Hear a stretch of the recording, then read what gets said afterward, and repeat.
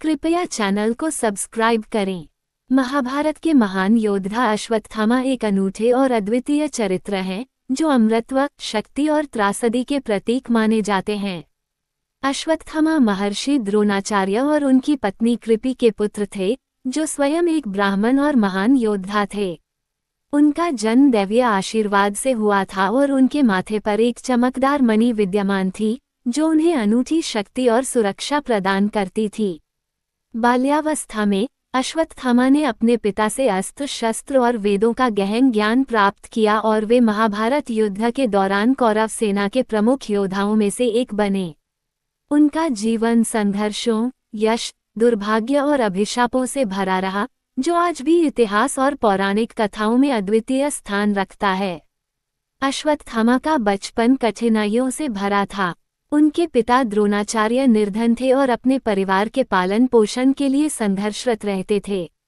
एक घटना में जब अश्वत्थामा ने अपने मित्रों को गाय का दूध पीते देखा, तो वे अपने माता पिता से दूध की मांग करने लगे। इस पीड़ा को देख द्रोणाचार्य ने राजकुमारों के शस्त्र शिक्षक बनने का निर्णय लिया और हस्तिनापुर के राजकुमारों, पांडवों और कौरवों को शस्त्र और युद्ध कला की शिक्षा दी। महाभारत युद्ध में अश्वत्थामा ने कौरवों की ओर से लड़ाई लड़ी और अपने पिता द्रोणाचार्य की मृत्यु के बाद उन्हें सेना का सेनापति नियुक्त किया गया। उनका क्रोध और प्रतिशोध पांडवों के प्रति बढ़ता गया, विशेषकर जब उनके पिता की हत्या की गई। अश्वत्थामा ने रात में पांडवों के शिविर पर हमला किया और 5 पांडवों के बजाय उनके 5 पुत्रों का वध कर दिया, जिन्हें पांडव समझा गया। इस घटना ने उन्हें इतिहास का एक विवादास्पद चरित्र बना दिया। भगवान कृष्ण ने अश्वत्थामा को इस जघन्य कृत्य के लिए शाप दिया, जिसके कारण उनकी मणि उनसे छीन ली गई और उन्हें अमरता का श्राप दिया गया। इस श्राप के तहत वे कष्ट भरा जीवन जीने के लिए अभिशप्त हो गए, जिसमें उन्हें सदैव दुख और पीड़ा का सामना करना पड़ेगा। कहा जाता है कि अश्वत्थामा आज भी इस पृथ्वी पर जीवित हैं और कालयुग में वे भटकते रहते हैं। कुछ कथाओं में उनका वर्णन है कि वे जंगलों और पर्वतों में रहते हैं, अपनी त्रासदियों और अपराधों का प्रायश्चित करते हुए। महाभारत के युग में अश्वत्थामा के मित्रों में कर्ण और दुर्योधन का नाम प्रमुख है।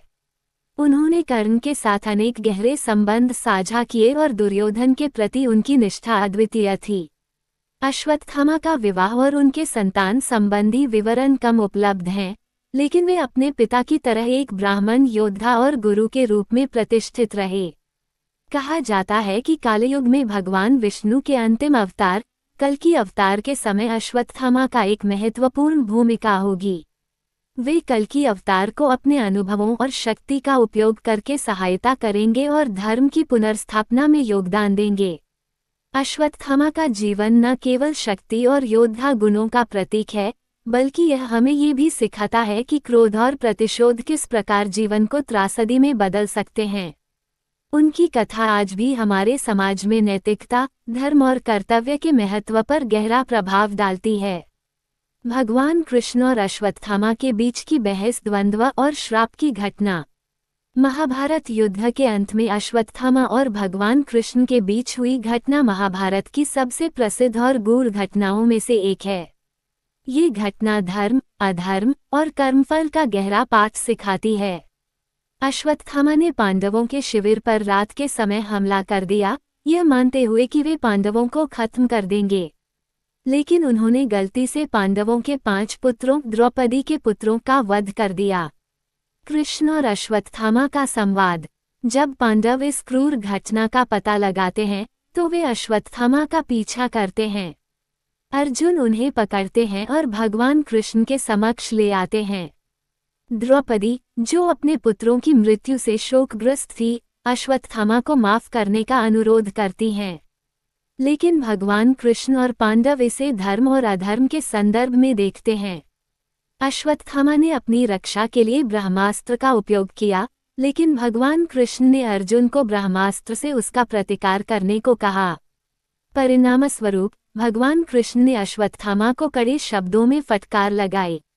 कृष्ण ने उसे बताया कि एक ब्राह्मण और योद्धा होते हुए उसने यह अमानवीय कृत्य किया, जो धर्म का उल्लंघन है।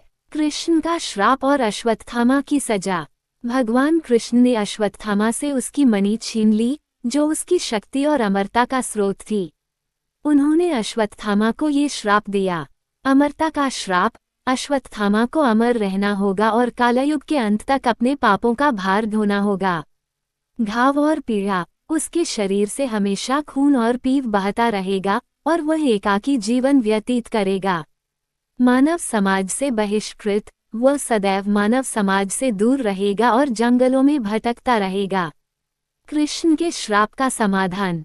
महाभारत के अनुसार अश्वत्थामा के लिए कोई समाधान तब तक नहीं है जब तक कि कालयुग समाप्त नहीं होता। किंवदंतियों के अनुसार भगवान विष्णु के अंतिम अवतार कल्कि के समय अश्वत्थामा को अपनी मुक्ति प्राप्त होगी। ये भी माना जाता है कि कल्कि अवतार के समय अश्वत्थामा धर्म की पुनर्स्थापना में एक महत्वपूर्ण भूमिका निभाएंगे। कल्कि फिल्म पर राय। हाल ही में बनी फिल्म कल्कि में अश्वत्थामा के चरित्र को लेकर जो कहानी पेश की गई है वह पूरी तरह काल्पनिक है और इसे महाभारत की वास्तविक कथा के आधार पर नहीं समझा जाना चाहिए। फिल्म की रचनात्मक स्वतंत्रता। फिल्मों में पौराणिक पात्रों को लेकर कहानियों में नाटकीयता और आधुनिकता जोड़ी जाती है। यह जरूरी नहीं कि यह महाभारत के ग्रंथों के अनुरूप हो। प्रामाणिकता की कमी। अश्वत्थामा को लेकर कोई ऐतिहासिक प्रमाण नहीं है कि वे आज भी जीवित हैं, लेकिन फिल्म इसे एक आधुनिक युग की कहानी से जोड़ती है जो कल्पनात्मक है। कथा का प्रभाव। इस तरह की फिल्मों का उद्देश्य पौराणिक पात्रों को नई पीढ़ी के दर्शकों के लिए रोचक बनाना है।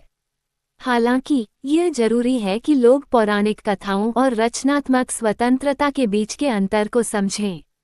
यदि कल्कि फिल्म में अश्वत्थामा को लेकर कहानी बनाई गई है तो इसे एक काल्पनिक मनोरंजन के रूप में देखना चाहिए, न कि महाभारत की शास्त्रीय कथा के सत्य के रूप में। भगवान कृष्ण और अश्वत्थामा का प्रसंग धर्म और अधर्म के द्वंद्व को दर्शाता है। ये हमें सिखाता है कि क्रोध और प्रतिशोध के परिणाम क्या हो सकते हैं। अश्वत्थामा की कथा और उनका श्राप आज भी पौराणिक कथाओं के गहरे रहस्यों में से एक है। कल्कि फिल्म की कहानी भले ही प्रेरणादायक हो, लेकिन इसे वास्तविकता के रूप में स्वीकार करने के बजाय एक कल्पनात्मक दृष्टिकोण से देखना चाहिए।